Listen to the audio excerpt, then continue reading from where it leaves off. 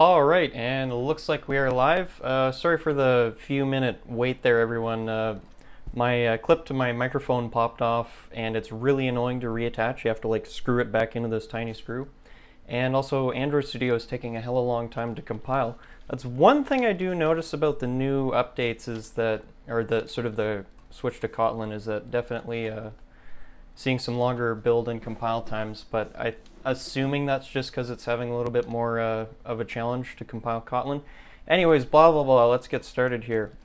So what I'm going to do is I'll just briefly introduce myself. I'll go over the format for today, what I sort of plan to do. Bit of a disclaimer, but I like to call it a disflaimer. And then we'll kind of just get into coding. So first and foremost, my name is Ryan. I would say I'm an intermediate Android developer. I have a lot of experience with Java. I've been working with it for about over 4 years now. And I've recently decided to basically dive into Kotlin. So what I'm going to be doing today is I'm going to be rebuilding one of the first apps I ever built, which is Catalyft. It's a workout logging application in Kotlin. Now, a couple things about that. For starters, the last time I made a commit to this application was apparently 2 years ago. So part of this is going to be kind of me using the Wayback Machine a little bit on my own code and seeing all the things that I did poorly back then. But the other part is, like, mainly what I'm going to be doing is I'm going to be rebuilding pretty much the whole application. I'm not sure how much I will do on camera, but over the next 4 days, assuming I don't get sick or anything like that, I'm basically going to be doing this live stream recording. So how this is going to work is I'm going to basically just get as far as I can within the span of about an hour and a half writing Kotlin code and rebuilding a new application from scratch. I'll basically aim to babble and code until about maybe 7:30, something like that. And if I get questions sort of along the way, but more towards the end, I can try and answer a few questions about Android development in general. I don't know all the answers, but I've been doing this for a little while. Now, before I continue, big disclaimer here. This is not a Kotlin expert teaching you about Kotlin. This is a fairly good Java Android developer learning how to do Kotlin on Android. Now, it's not the first application I've written in Kotlin, but it certainly will be the most complicated application when it's done. So yeah, the main thing I just wanted to mention here is I'm not approaching this like I'm an expert. The code will be available in repositories. I'll basically add I haven't actually created the repository in GitHub yet, but what I'll do for the next episode is I will host this code open source on GitHub, and you can have a look at it, critique it, learn from it, whatever you really want to do. I'm very happy if you're a more advanced developer and you want to give me some pointers on Kotlin particularly. I'm pretty good with software architecture and Android fundamentals at this point, but if there's anything that jumps out at you, you can certainly holler at me. The only thing I ask is that I tend to treat people how they treat me. So if you are nice to me, I'll be very nice to you. If you're disrespectful to me, I'll probably be pretty disrespectful to you. I've worked on a lot of construction yards and kitchens and things like that, so I don't really tend to take shit. But anyways, let's get started. So the first thing I wanted to do before we kind of get to the code is just a quick commercial. So I've basically overhauled my Patreon recently, and I've added a couple of different benefits to it, or rewards, I guess they're more appropriately called. So just really quickly, number one, for any level of contribution, if you'd sort of like to get the first crack at answering or asking questions for my live stream Q&A, which I do every Sunday, if you sign up to the Patreon, throw me a whole $1, then you'll sort of get first priority for that. I've got a couple other benefits which I won't talk at length, but if there's a $10 reward where you get access to my Android introductory ebook. And then there's just a couple other things. Even if you want the chance to talk at me and have me tutor you or mentor you or whatever, as long as it's not too weird, then there's a reward for that as well. So that's basically it. That's my commercial. Do me a favor, if you can, try and disable your ad block. and leave us a like, and that's the commercial for today. So the last thing I wanted to mention is that, oh, let's just make sure my microphone's working. That would help.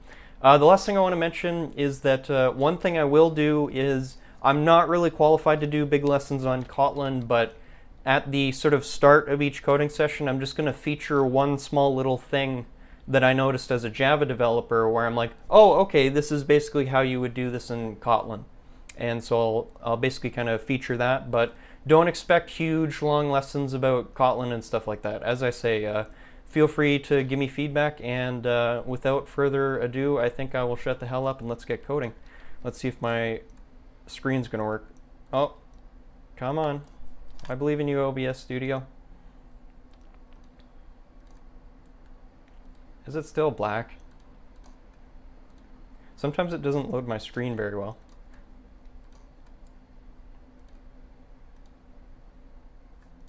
Oh, come on. There we go. All right, so let's get started here. So we're going to be spending a lot of time in the code view. I'm probably not going to have the full screen mode on, pontificating all the time like usual. But I do have the chat open, so if you want to ask questions on the side there, you can go ahead and do that. Whether you get an answer, I cannot say, but yeah. Anyways, so the first thing I wanted to do is let's just hop into a different repository or project. And this project is called Kotlin Calculator. So basically what it is it's my attempt to build a really simple app, but in a very complex way. And the reason why I like to do that, some people think that's a bad idea, but I vehemently disagree with that. If you can build a small app really well, your odds of being able to build a large app really well are significantly higher, but fair enough, there's an argument for pragmatics, but in this particular case, this application is a learning project. So I've done little things like, this is what I was working on yesterday, is basically just using test-driven development to understand how Kotlin works. And so this is kind of my little lesson highlight. So if you're a Java developer and maybe you're used to using what I'll call like static sort of variables, or maybe static methods, that kind of thing. So the first example here is I basically just have some test data. So this is just data I would typically want to include in some kind of unit testing setup.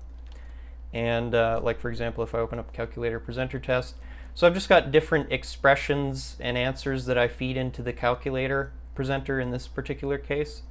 And then I'm just going to assert those values.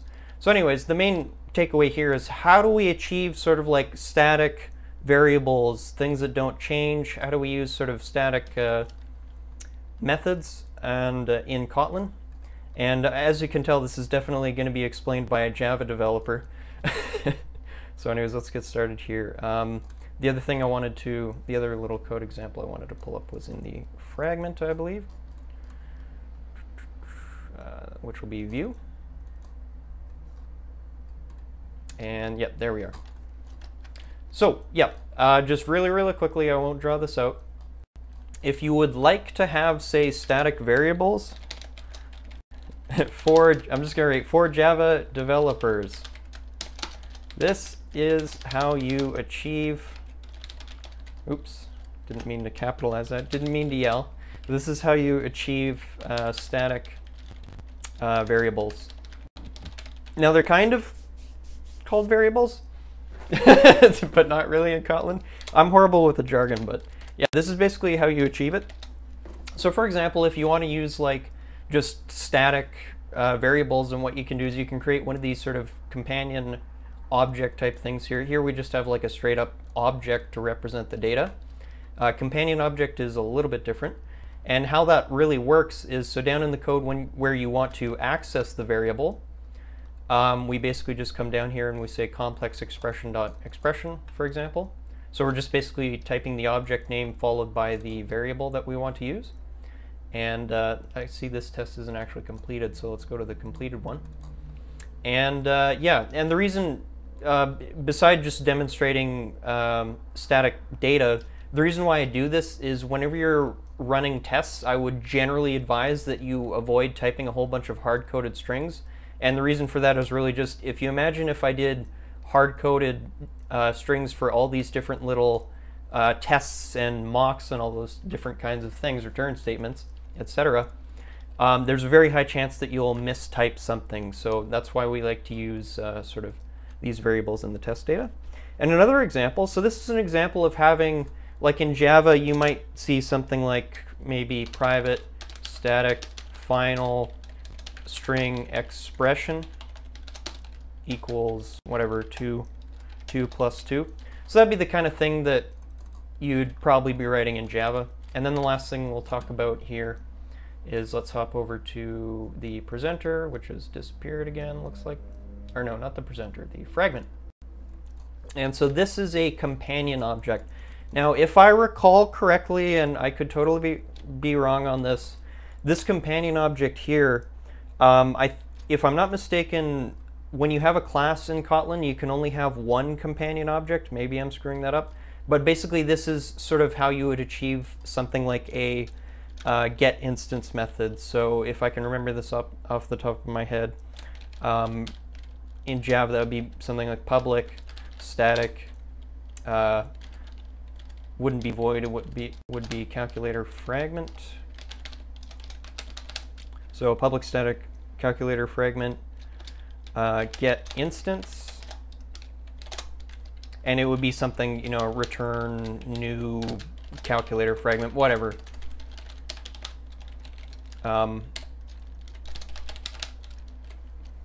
And whatever, I don't think it actually needs any arguments. But yeah, so this is basically analogous to what you'd be writing, for example, to statically create a fragment. So nothing super interesting going on there. I just wanted to highlight a little, just a little feature that I noticed. Okay, this is how you do sort of static stuff in Kotlin, which that's really important, because for things that don't tend to change, I generally tend to like to make them static or something like that. There's other language features in Kotlin which sort of touch on that immutability, like using vals and vars. But before I really go about trying to teach that stuff, then let me wait a while before I go teaching that kind of stuff.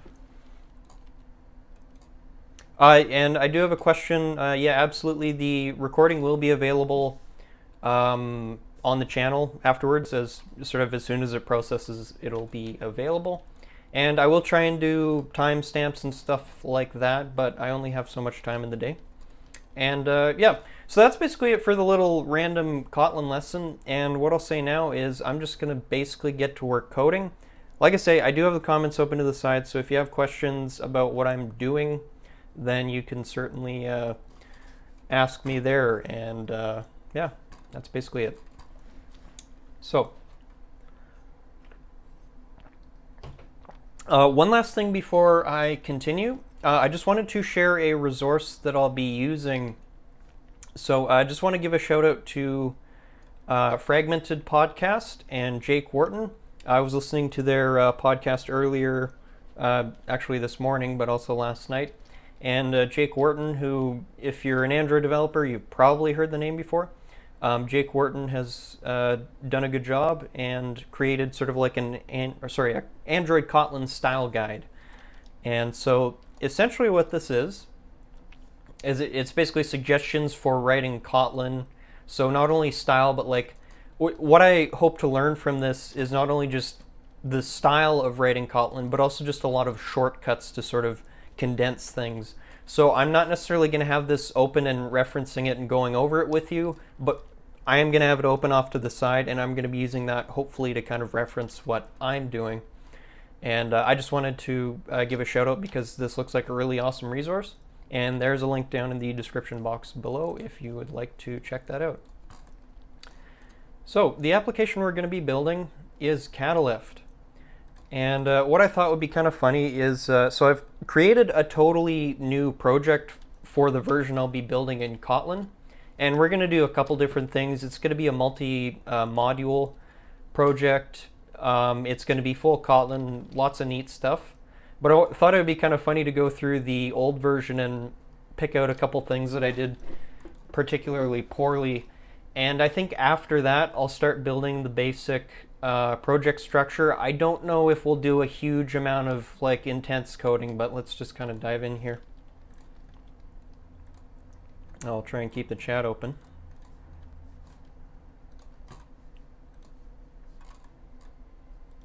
If you want a live data and model view example, you can check out, I've got a question here from Keshav.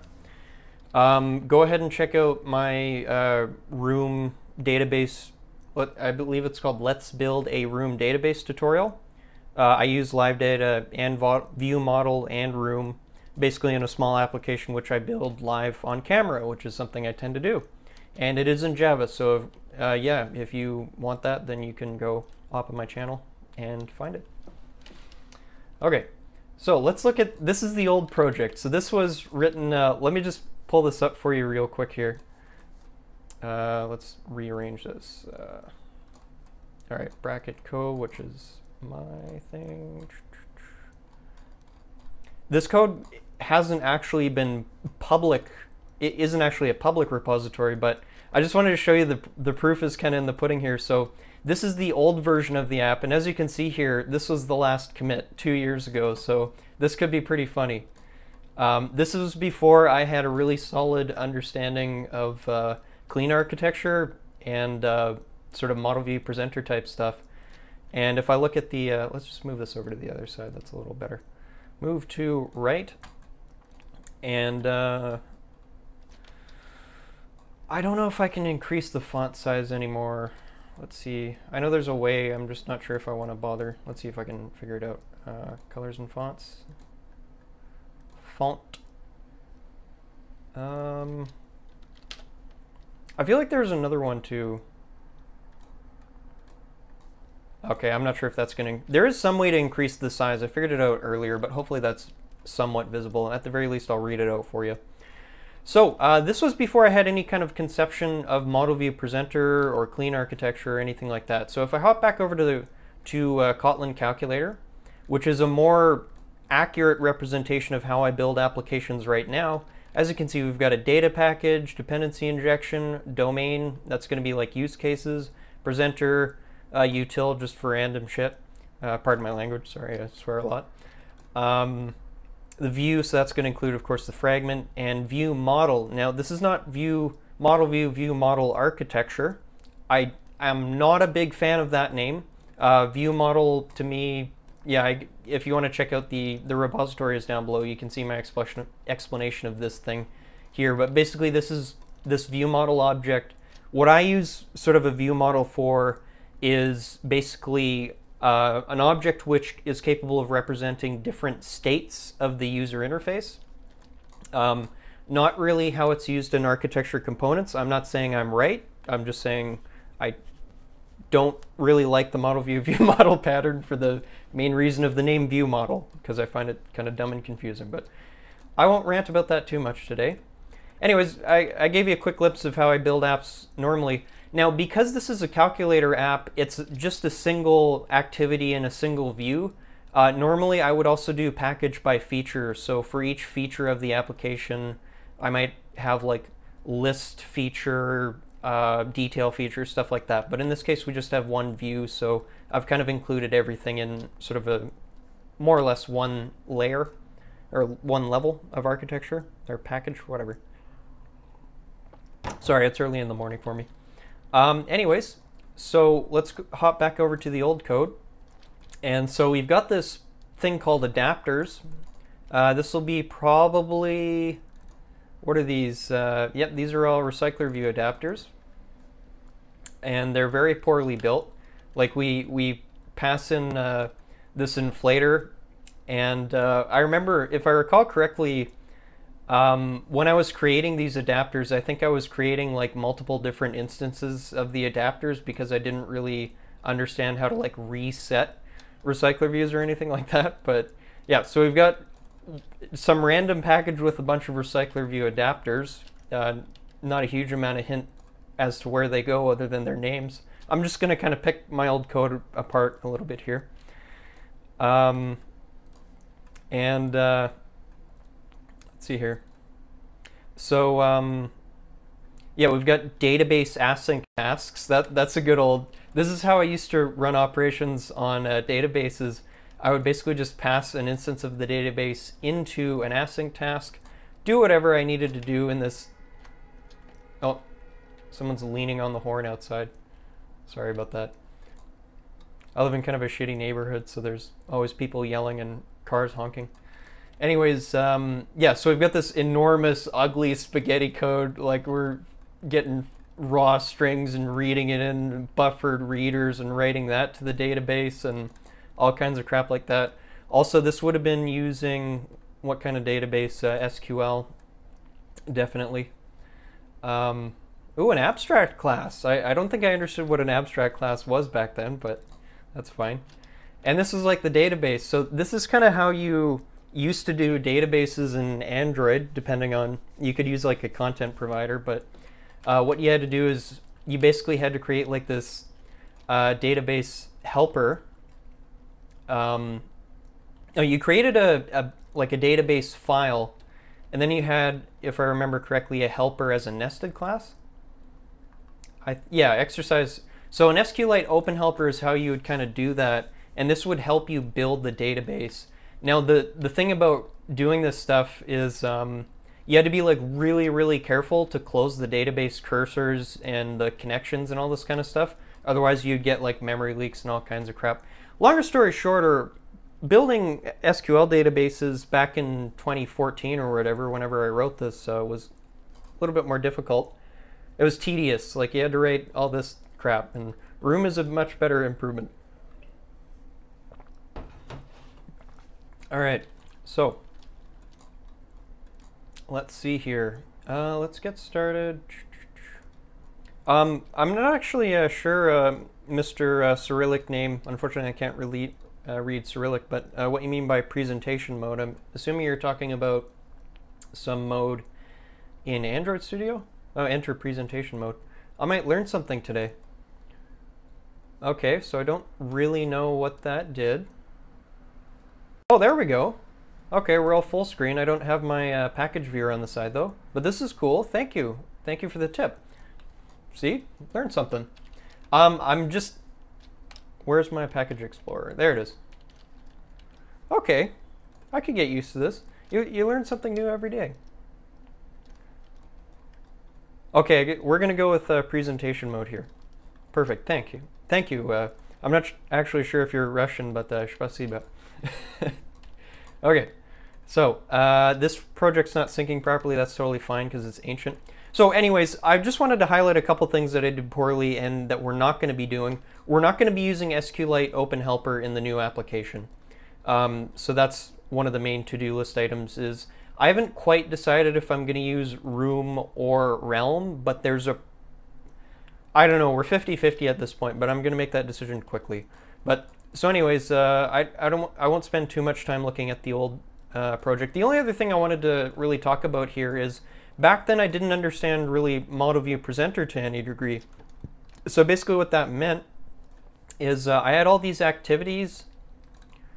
Where's the complicated one here? Activity workout, probably.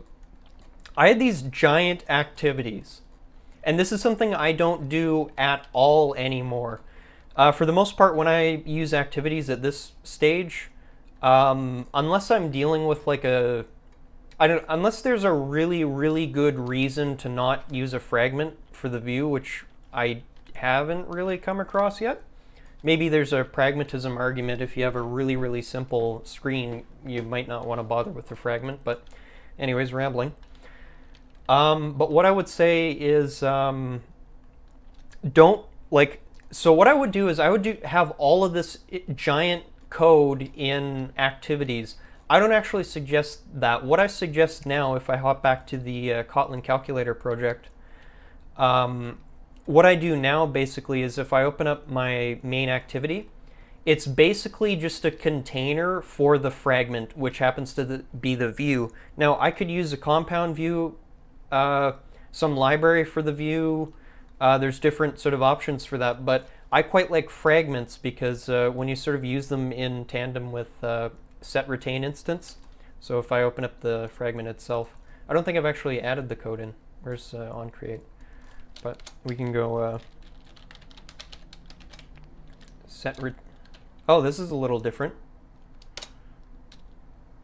Equals true. Sorry, this is slightly different from the Java, so this.retainInstance. Oh, that's the property. I think that's what's going on. So let's just say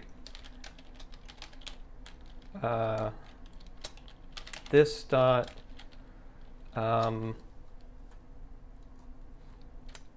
bear with me, I'm learning Kotlin here. I don't think this is the right way to do this, but maybe it'll help me out with a suggestion. So this dot, why aren't you doing autocomplete?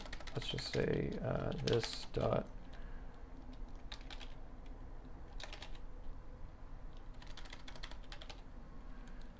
Yeah, that's really weird. It's set.retainInstance. Okay, I gotta figure this out. I gotta use the Google. Just give me a moment here. This is a big, if you're a total beginner, there's kind of a secret way to learn how to program, which is you just open the Google when you're stuck. Okay, so where is that? Set.retainInstance. Why am I not getting the option to call that? That's a little bit odd.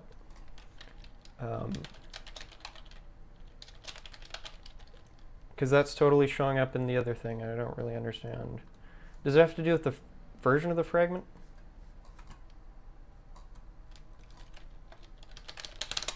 Just bear with me for a moment. This kind of thing is going to happen. I'm actually trying to learn and solve problems as I'm doing this, so. That's very bizarre. If anyone in the chat knows, it's not showing up properly though. Set, like as you can see down here, it's not giving me the option to actually type set.retainInstance. Oh, maybe you get the property, so you go this.retainInstance equals true. Okay, so that's a totally new thing. You really wouldn't do that in Java, but perhaps that's the correct thing to do in Kotlin. That seems weird to me, but it kind of makes more sense and it's easier to write. But I'm just going to kind of not super bothered about this. I can look into that later. Anyways, the reason why I want to bother about setting that thing is when you're working with fragments, you can call set.retainInstance equal to true. So essentially what that does is when the user tilts the phone or they get a phone call or for some reason the activity gets destroyed and recreated, it can persist the fragment during that destruction event, that lifecycle recreation of the activity. Now the thing about set.retainInstance, what it really does, assuming they haven't changed the API on me, is it does destroy the view. So if you call set.retainInstance equals true and you tilt the phone and you recreate the activity, onCreate won't get called again, and it'll be the same instance of the fragment. So we won't have to reinitialize anything, hypothetically. But what does happen is we do still call onCreateView again. The view will get destroyed and recreated. And then we can, of course, this will get called as well. But if you're curious about what I am babbling, you can just type in Android full lifecycle. Yeah, you can just type in Android full lifecycle and go to this GitHub right here. And this will give you the full activity lifestyle diagram. And just one really quick point. So what I was talking about is when you have set.retainInstance set to true, this is the fragment lifecycle. When, where is it? So when, normally what would happen is onDestroy would be called on the fragment, and then you would have to recreate the fragment as well. But when you have set.retainInstance set to true, what will happen is it'll destroy the view, but it'll skip onDestroy, so we have the same fragment instance. It'll detach from the activity. It'll kind of come up here, up to onAttach. It'll reattach, and we'll skip onCreate, but everything after that still gets called. So anyways, I just wanted to point that out really quickly. Just Google Android full lifecycle. That's one of my main arguments for using fragments as views, is that in this particular case in Kotlin Calculator, I'm injecting into the fragment, not the activity. And I have to play with this and just make sure that this is 100% correct, or, well, as close as I care to be. But the idea is that if you configure your fragment properly and call set.retainInstance to true, or whatever, however you do it in Kotlin, then you can tilt the phone at will and it won't actually ruin the back end. Because like the back end gets injected into the fragment, which should persist. And then in the presenter, we've of course got all our data stuff, which is passed in there. So anyways, longer story shorter, I know I tangented like crazy on set.retainInstance, but I totally forget where I was going with that. ADD for the win. Hopefully it's at least entertaining. All right, so let's get started here. Anyways, I think what I was babbling about, yeah, the point I was trying to make is, so in older projects, I would basically do everything in activity, and that's not good, because what happens is your activity turns into what they call a God class, and what a God class is, more or less, is a class which has way too many responsibilities. Like we've got view code, and then I think we've got database code in what is essentially a view object. So all of a sudden we're throwing separation of concerns out the window, and that's just a bad idea. I don't think there's much else. So when I did use fragments, I didn't use them very well. I used them quite sporadically. And I used dialogues a fair amount. I've actually gone away from using pop-up dialogues because they just don't work super well with my general sort of fragment setup, but you know, you can use them sparingly. That's basically it. So I've had a look at the old project and we've kind of gone over, okay, this looks like crap, this needs to change. And what I'm going to do now is I'm going to kind of just reference this project, but I'm going to sort of rebuild the package structure in the new application more the way I would do it normally. And so what that's going to look like is we've got the package over here. I'm going to leave it on that side probably. And let's get started. So this is how to build a, essentially what I'll demonstrate now. I'll just use this as a little typing tool here. How to build a package structure based on, why don't we just do that? Number one, package by layer. 2, package by feature. So this is one of the first things I'll do in any project. Now generally I'll do this after I've understood the basic features and packages that I want, at least for the first release. And so there's two things going on with package by feature and package by layer. So essentially how this works is that for package by layer, we're thinking architecturally. We're thinking like maybe model view presenter, model view ViewModel, model view controller, that kind of thing. So basically one way to do it, which is okay, it's not my preferred method, I'm not saying it's a bad way to do it, is you basically divide your whole architecture up package-wise based on your layers. So generally you'll see like a package called view or UI. You'll see a package called model, something like that. You'll see a package maybe called presenter or controller. What we're going to do today is a little different. So that's package by layer. Then there's package by feature, which is basically for every prominent screen or activity of the application, you're going to make that into a package, and anything that is really just existing within that feature stays in there. So some people like to pretty much only do package by feature. Some people like to pretty much only do package by layer. I like to do both. And what that looks like is, let's get started. So one little thing quickly, we're going to do a multi-project build here, multi-module build. So first things first, I'm going to switch to the project files view here. And what I'll do now is I'll show you how to add new modules to an Android application. So we're going to go to project structure. Oh yeah, that's beautiful. There we go. All right, so project structure, and we're going to hit this plus button, and we're going to create a new module. Now, what I would like to do in the short term is, let's see here. Oh, we gotta Just let me close my window for a sec here. We've got the street sweeper going by. There we go. Nice background noise. So what we're gonna do, there's some new options here which might actually be which might be interesting to look into, but for the time being, I'm gonna make the presenter module, or the, I'll talk about that, excuse me, I'll talk about that in a minute. Let's make a Java library, and this one's going to be called domain.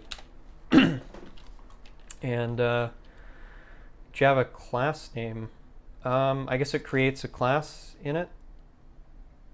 I'm not entirely sure why it needs a class name to create a new module, but okay. So library name, domain, package name, yeah, that's good. Java class name, whatever. We're just going to type use case for now. I'm not even entirely sure what that's going to create, but that's totally fine. And Gradle Sync.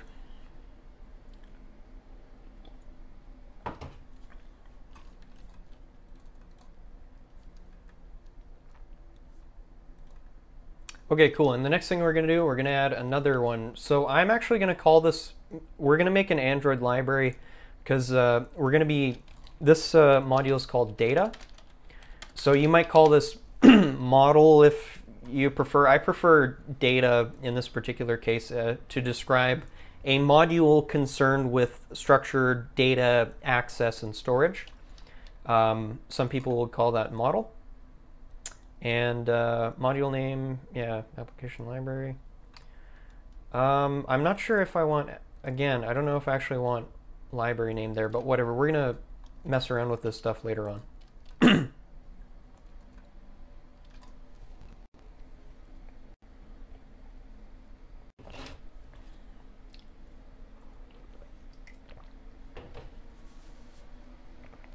Gradle Sync.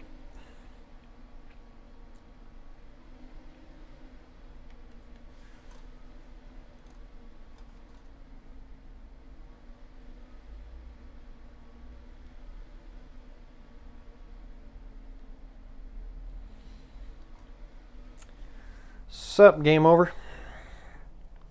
All right, so what did we just do here? We added a couple modules to the project. Why?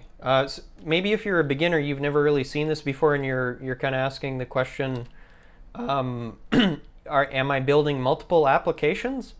Actually, in a way. So there's a thing you can do when you're building sort of a clean architecture style project. I'm going to pontificate for a minute. There's a thing you can do. Holy crap, my hair is messed up, but that's totally fine. I'm not here to look pretty. There's a thing you can do, which I first learned about this through Uncle Bob, Robert C. Martin, his material.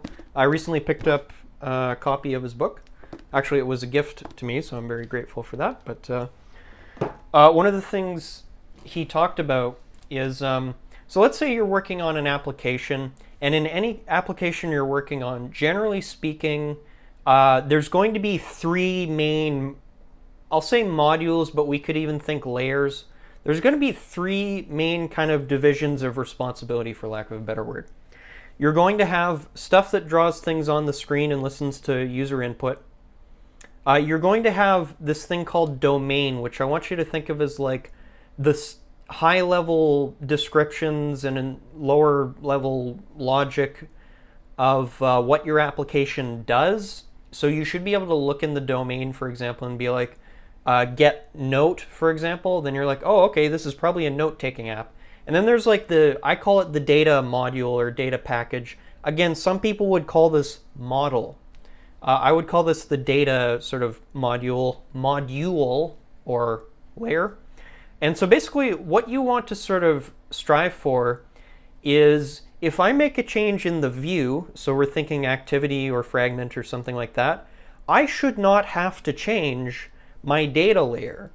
If I make a change over here and I have to make a change over here as a result, probably what that means, unless it's like the first time I'm building this stuff, is that there is some kind of coupling issue this module, the view, the user interface, knows too much about data. And then we have that middle layer, which I won't really get into too much at the moment. But what I'm trying to say here is how you kind of want to approach this from a really high level is you want to think of it like I'm building one application, but let's say we had 3 people working independently on the user interface, the presentation, use case, kind of, well, maybe just domain, we'll call it. I feel bad because I'm not defining that very well for you, but it's a little hard to define. And then we have like the data stuff. So you've got your database person, your app, I think it's called application logic person, and then you've got your user interface person. In a multi-module build or project, you could essentially have these people working independently. As long as they know what the other layer, its interface is, then you can basically, they can work independently and there's no coupling issues. How do you achieve that? Through basically different things in version of control. Maybe I'll talk about that a little bit. I'm just going to let the project build.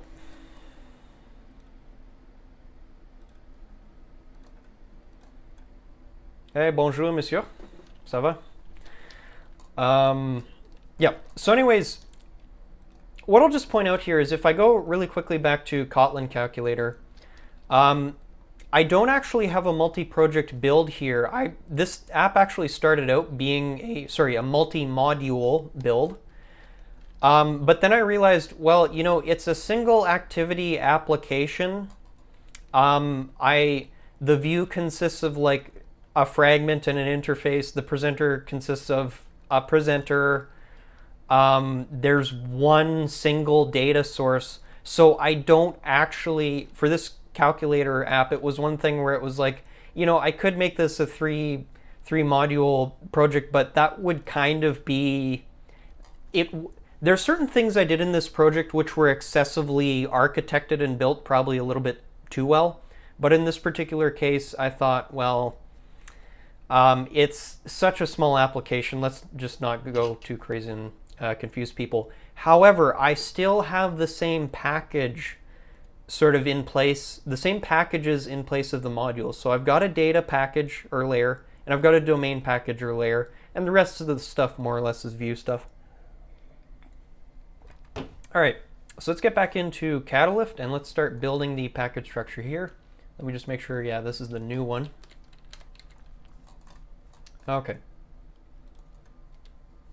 So let's go to the app package. That'd be a little smarter. Okay, so main activity, that's going to leave, but what we're going to do, let's just get started adding a couple basic packages here. So first and foremost, we're going to have let's think about this. We're going to do, let's start with base.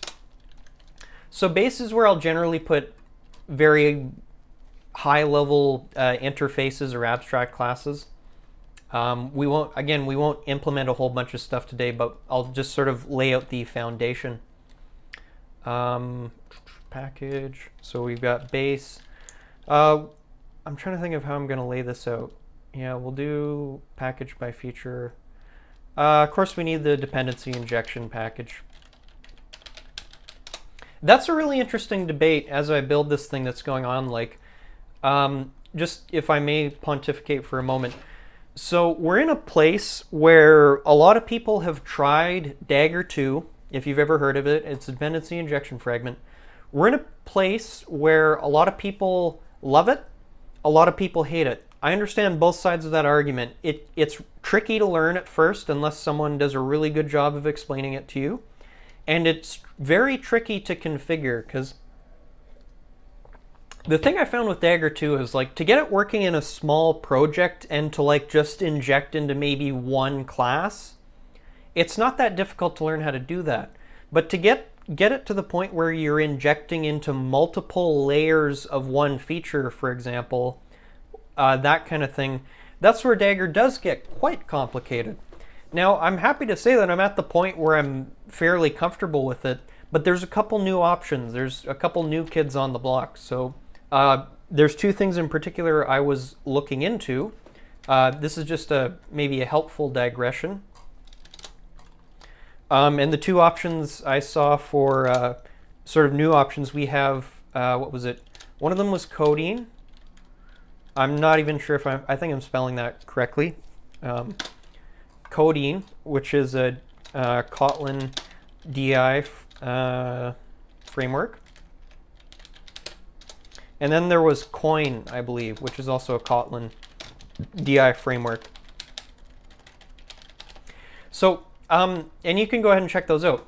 Now, here's the thing that's funny. I looked into Koin and Kodein as potential replacements for Dagger 2.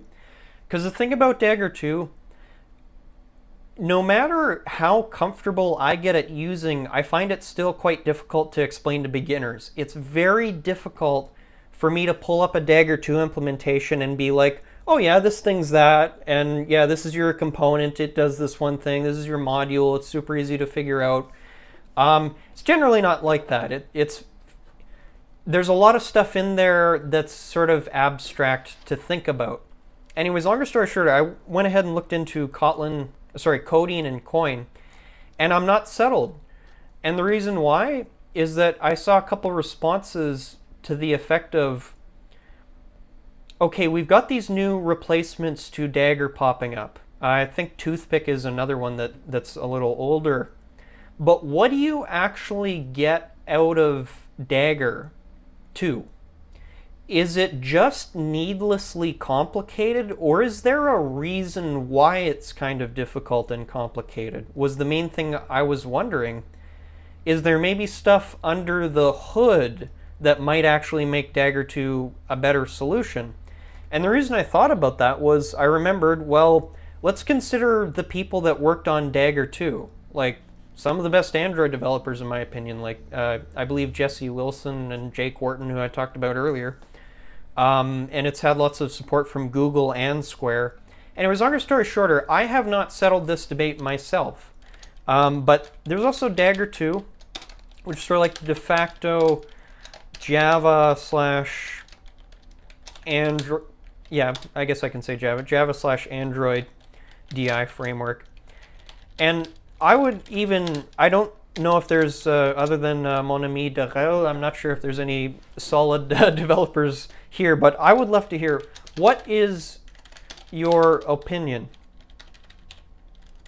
Dagger, I'd love to hear your opinion on this too. Like, the thing I saw with Koin and Kodein, really quickly, is they're a lot easier to write. I haven't written a lot of code in them, but they don't follow the JSR 33 specification, which is potentially an issue, whereas Dagger 2 does. Dagger 2 doesn't use any reflection, if I recall correctly, so that's a huge benefit. I don't know if Kodein and Koin do, but that's a consideration. So what I would like to know, I see there's these new frameworks popping up, Koin and Kodein, and I'm going to give them a look, because they look a lot more like a Kotlin library than Dagger 2 does. But I want to know, under the hood, are they as good as Dagger 2, essentially? So love to hear opinions on that, and these are things I'm going to be looking into later, but just wanted to throw that out there. Anyways, as usual, I've tangented like crazy. What I'm going to do is I'm going to finish off the basic package structure, and then we're going to pop over to Q&A. What's up, Abhishek? Nice to see you. So yeah, we'll probably hop into Q&A in 10 minutes, and then I'll do that for a little while and then call it a day. But let's get started finishing off the package structure. So what have we got here? I'm just going to open up Kotlin calculator off to the side. I apologize, just for a moment I won't be doing, I won't be able to look at the comments, but I'll jump back over to that in a minute. Okay, Kotlin calculator, let's go here. So that's not the right version of Catalyft. So we've got our base package, and I'll decide kind of what I want in these packages later, but let's do a util package. Generally going to need one of those. Util. Let's do our features. So right off the bat, I'm going to be referencing sort of the old features the features from the old project, but I might rename them to something smarter because I had some fairly questionable names here. Like, I'll try and make that visible for everyone. There we go. Like I want you to think of it as like each activity more or less as a feature, at least the way I build applications, even back then. And I want to give them better names. Like we've got, some of them are good, but let's go ahead and say, let's say workout dashboard, I think. Or we could do workout activity. Let's start with just workout. So this is, again, this is a feature. So I'm going to do we'll do the sort of package by layer stuff as well. So for example, I'm going to head down, so this is the app module here. We're going to open up data, and then there's going to be a bunch of stuff we can add into data, including a Java package, which I'll probably end up, let's see if I can add that right now. Folder, Java folder. Oh, I suspect it didn't create this because this is a plain Java model. This is one thing I wanted to ask Gradle is, have you, no worries if you're busy, but have you successfully turned, wait a minute. Okay, that's just confusing. So it added the package to the plain Java. One of the things I was wondering about is like, I wanted to basically make this domain module a Java, or I guess a Kotlin plugin essentially. And the reason for that is one of the things that's suggested about building sort of a clean architecture thing is that, for example, the use case layer or the domain, whatever you want to call it, should be like plain Java. Maybe you have, or Kotlin, maybe you have RxJava in there or something like that, like a big communication sort of framework, but for the most part, you shouldn't have anything Android, for example, in the domain. And when I mean anything Android, I mean like references to Android classes. It should be fairly plain. Now, another interesting tangent, I'm all over the place here, but I think what I'll do, I'll talk about that tomorrow maybe a little bit, but there's this interesting thing called Kotlin coroutines, which may be a potential replacement for RxJava. I don't know yet, but that's an interesting idea nonetheless. So within domain, we're going to have, let's do, a lot of this is actually based on my friend Darrell's awesome repositories. Okay, package name is going to be, so we'll have one called just use cases, or just use case. Let's have one called repository. So that'd be like the interface. I might be slightly screwing that up. And I need to, yeah, we won't worry about building the data package just yet. I'm not too sure what's going to go in there, but let's just keep adding things here. So we've got workout. What else do we need? Probably I'm going to want a create exercise package.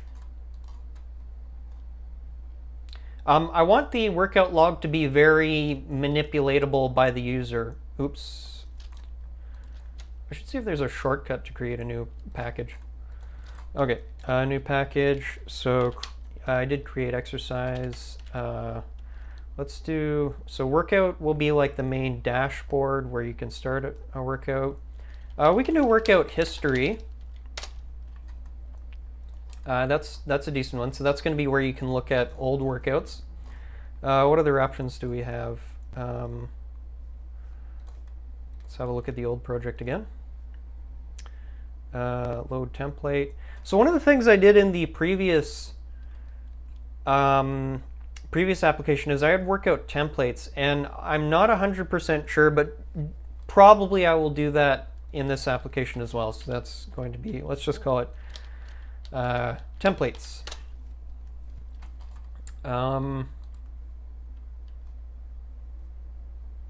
Oops. We're going to have something called exercise detail. What else are we definitely going to need? So what I'm kind of doing now is I'm really just thinking, okay, for like the first version of this new application, what are the things I must have, and we're going to worry about extra stuff later. Like I'm going to be thinking about statistics, like an activity where you can see workout exercise statistics and stuff like that. But I'm not going to worry about like the inessential. We're going to focus, okay, what is like the minimum requirements to build this application's, what are the minimum requirements to satisfy the problem domain of the application, essentially. So we're going to need to record workouts.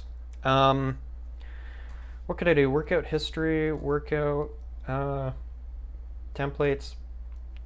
I think I'm probably going to leave it there for now. Yeah, I think that's it. So we're right up to 7:30. And so what I'll do is I'll just basically turn it over to Q&A and rambling. And if you could do me a favor, if you've enjoyed the show so far, please do me a favor and consider hitting the like button down below. I'm just going to run a quick commercial app, and then we'll get to some Q&A kind of stuff.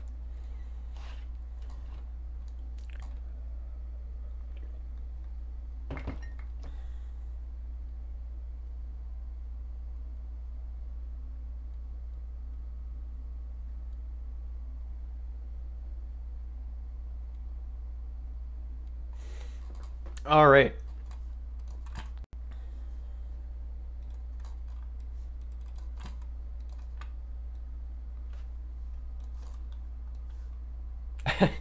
This is my this is how I roll.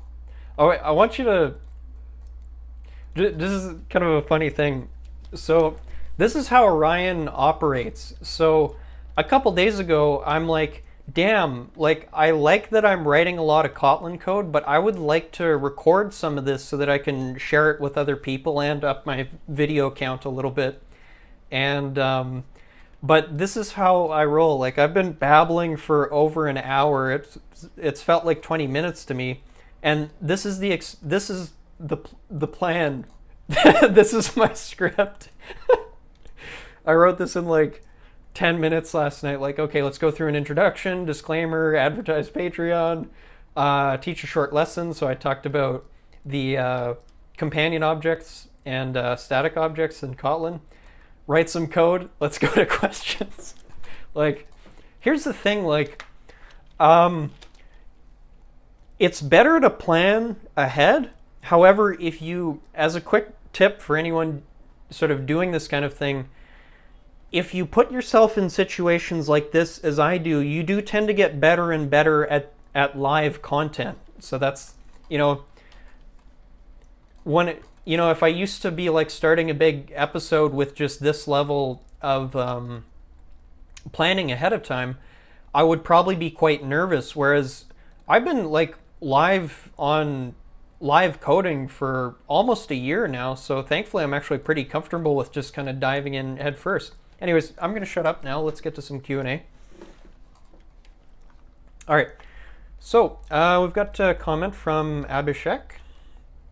So I just wanted, I'll read this out because it's an interesting comment. So Abhishek writes, so he's completed some Android basics courses on Udacity. And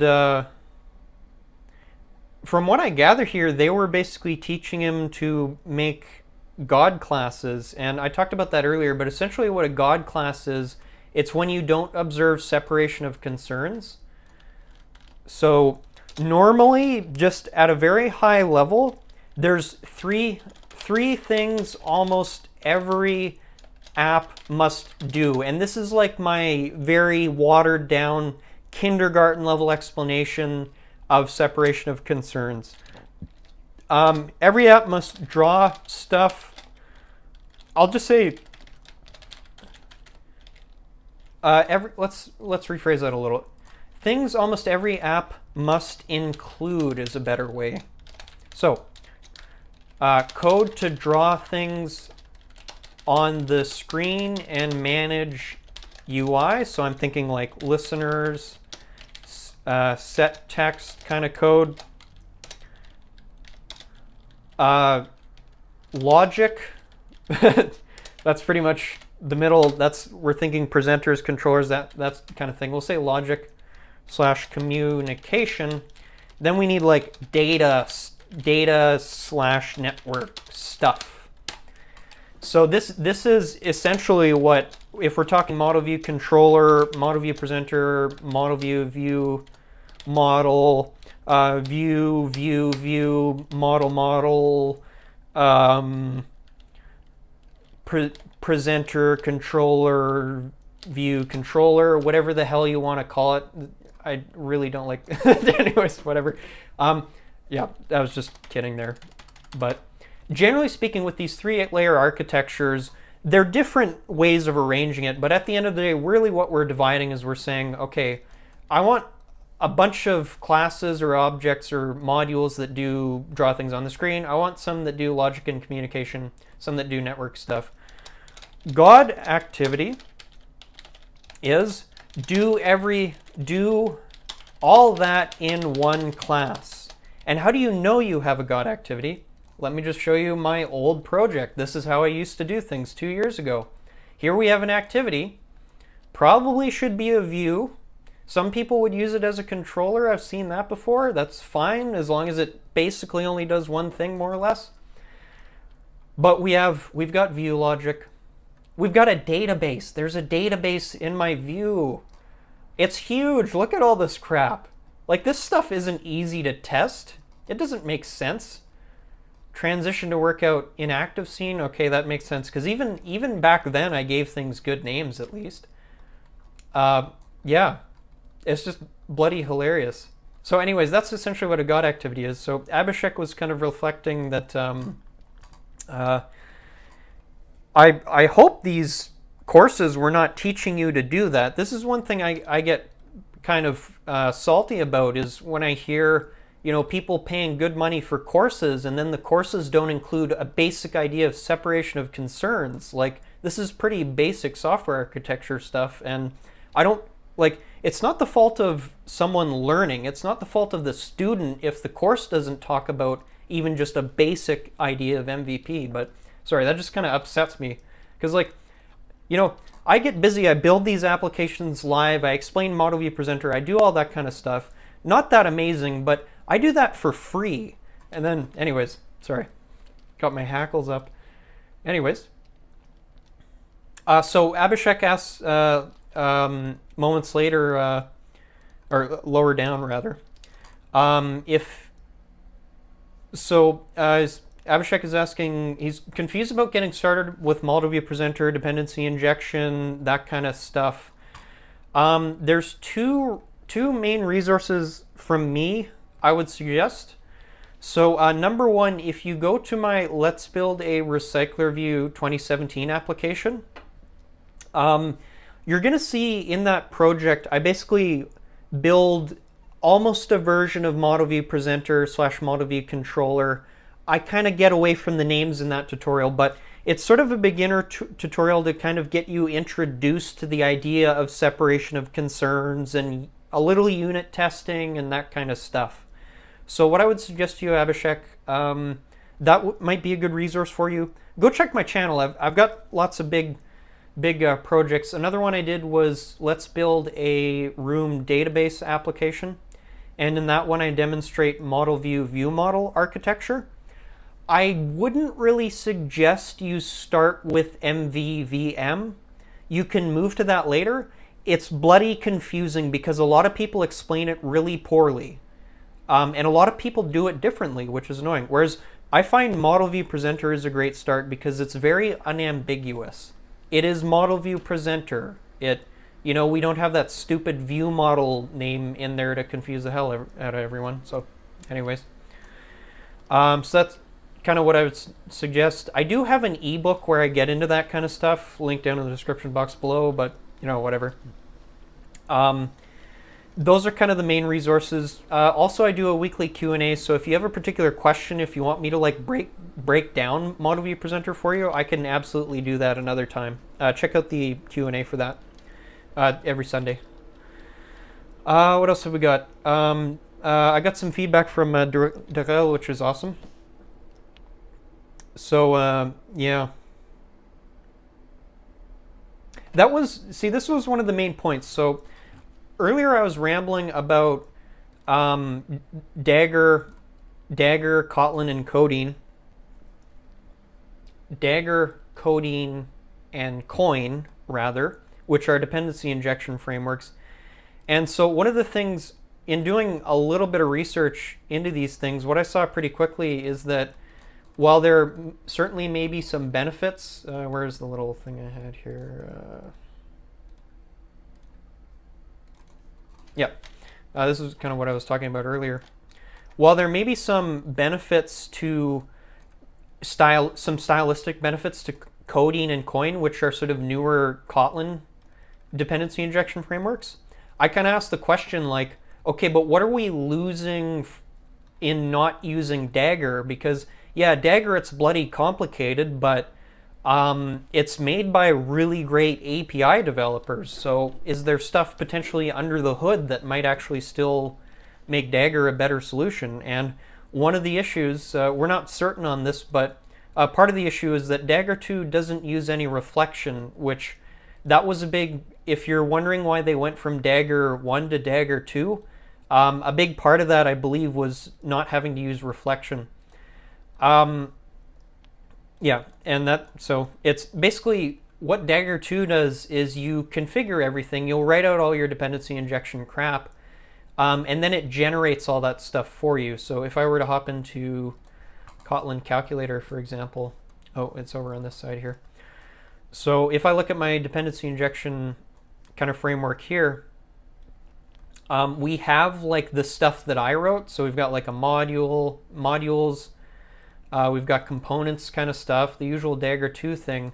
And then if I go to, let's see if I can remember, it's going to be build. I forget if it's generated or intermediates. One of these things here, source R? Where is it? I think I found it here. Nope. I know it's here somewhere. I'm just not entirely sure which. Oh, here we go. Okay. So I'm just going to pull this into view. So if I go, this was, so I went to the build folder, and I'm in project files view. So I went to the build folder, and so build, source, capped, scroll all the way down to dependency injection. These are the files that Dagger builds for you. So for example, like I've got my application component, it's going to go ahead and build that down here. And it builds it after you compile the project. And so this is essentially all the stuff that Dagger writes for you. And so that's kind of the basic idea of Dagger, is that, yeah, you do have to write some fairly... Why don't I have the view of my other project or files open? That's kind of irritating. Derp, derp, derp, here we go. Oh, the sun's finally starting to come up. DI, and this is application component. So as you can see here, this is what I wrote. So just a fairly basic application component kind of thing. And then what we did is, what Dagger, I'm not, okay, I don't mind this presentation view, but I don't understand why I don't have tabs up here that I can click on. Like, that's kind of friggin' irritating. Let's just switch momentarily here. Yeah, anyway, so longer story shorter, let me close out a bunch of stuff. Oh, and it closed the file I had open. Dagger application component. Okay, I just want to show you really quickly. This is what I wrote in Dagger, and this is what Dagger generated for me, all the dependency injection framework stuff. So the advantage is that Dagger generates all of this stuff sort of when you build the project, and there may be fairly large potential benefits to doing that. Anyways, I think we're gonna call it quits pretty quick here. I'm just gonna run one last quick commercial break here, and we'll get to the outro.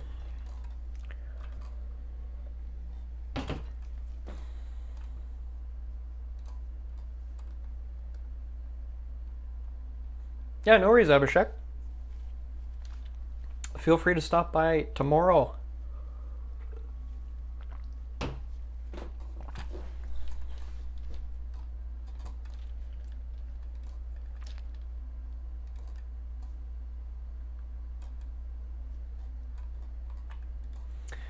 All right, so that's basically it for today. I do promise, so tomorrow we'll be basically doing the same thing, pretty much running the same format. Let me switch to cam whore mode. So tomorrow what's going to happen, again, we'll start with like a really quick lesson. So today what I talked about at the very start, if you're just joining me, you can watch the... You'll be able to watch this on my YouTube channel afterwards once it processes. But basically the format was, I'll open by giving just like a really quick Kotlin lesson. But when I say lesson, it's really just me being like, hey, this is this thing I do a lot in Java. Here's how you do it in Kotlin kind of thing. And then I code for a bunch. There will be a lot more coding in subsequent episodes. In this episode, I was really just, partly getting an idea of what I needed to add from the old project, rambling about some stuff like usual, and that was basically it. But yeah, I think that's basically it for today's episode. So thank you so much for watching, and yeah, we'll catch you at the same time, bloody early in the morning tomorrow, which I'm not sure what time it is for you, but after rambling for about an hour and 15 minutes, it's 7:50 a.m. for me. So that's it. Thank you for watching. Hopefully you enjoyed that. And yeah, feel free to check out my repositories, give feedback, that kind of good stuff. Have a good one.